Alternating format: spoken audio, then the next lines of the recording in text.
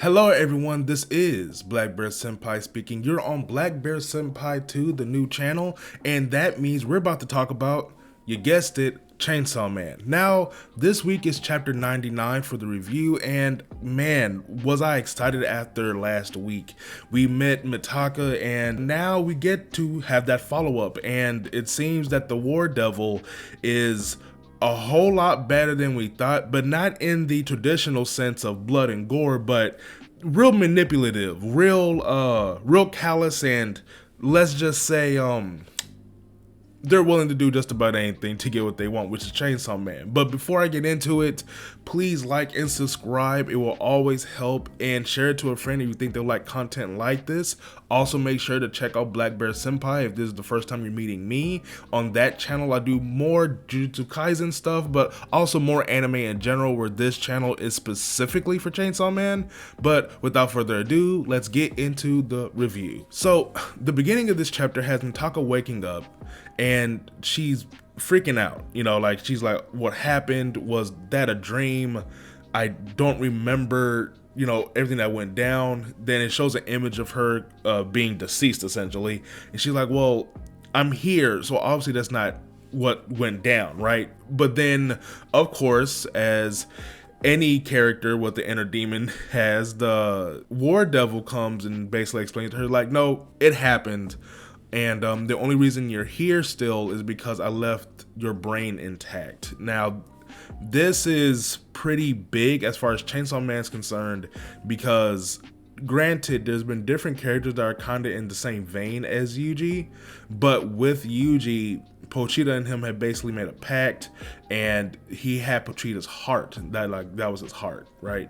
So this is a situation of where the devil and the person are living within the same body, and I think that's new territory as far as the series is concerned. If I'm wrong on that, maybe correct me in the comment section, but I think this is something we haven't really dealt with particularly. Not to say that the other ones didn't have something going on there, but this seems unique to Mikado and the War Devil.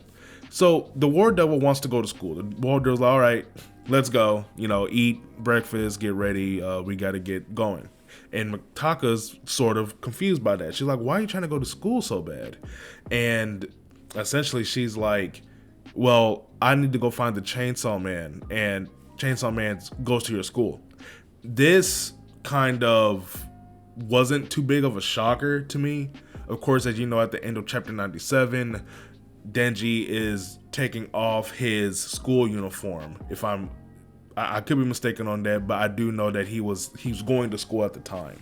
So with this, he's now become more like a superhero. So they don't know who Denji is or looks like. And also, spoiler alert, in this chapter, we still have not seen Denji yet.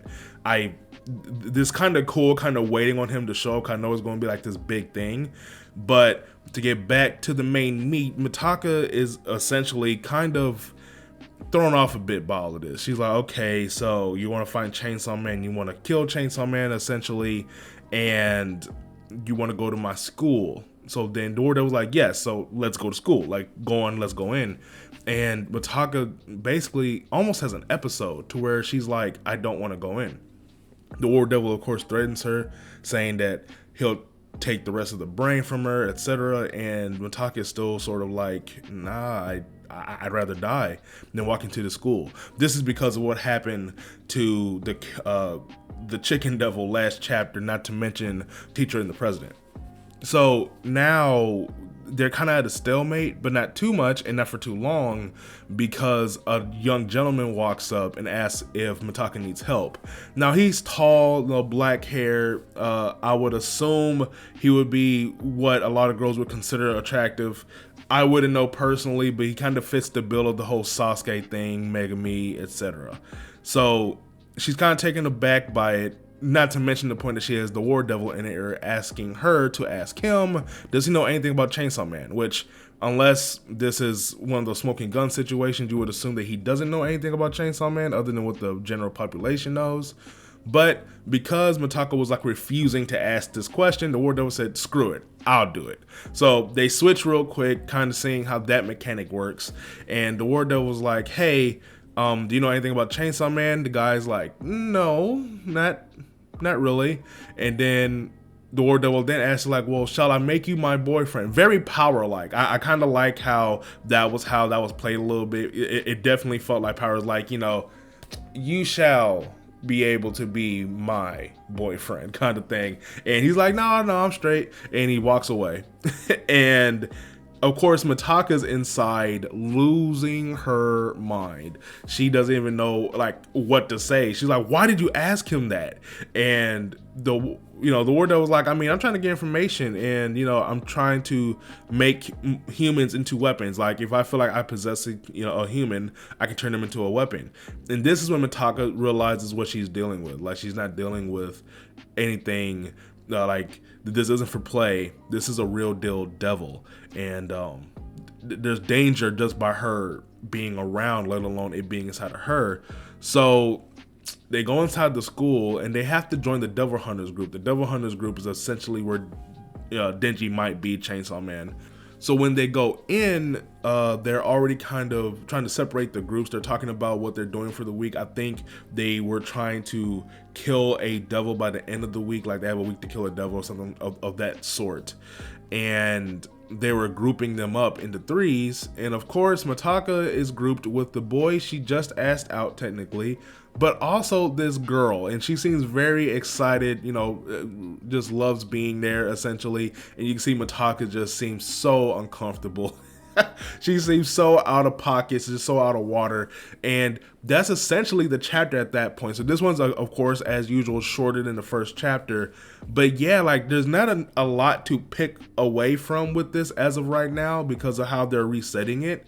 But I will say that this has been pretty entertaining, just seeing how Mitaka's life kind of unraveled and how the War Devil has now inserted itself into it and how she's going to have to deal with that. Like she doesn't have an easy out. Now there's things that she may do to where she can just get killed because she does not want to be alive right now. She doesn't.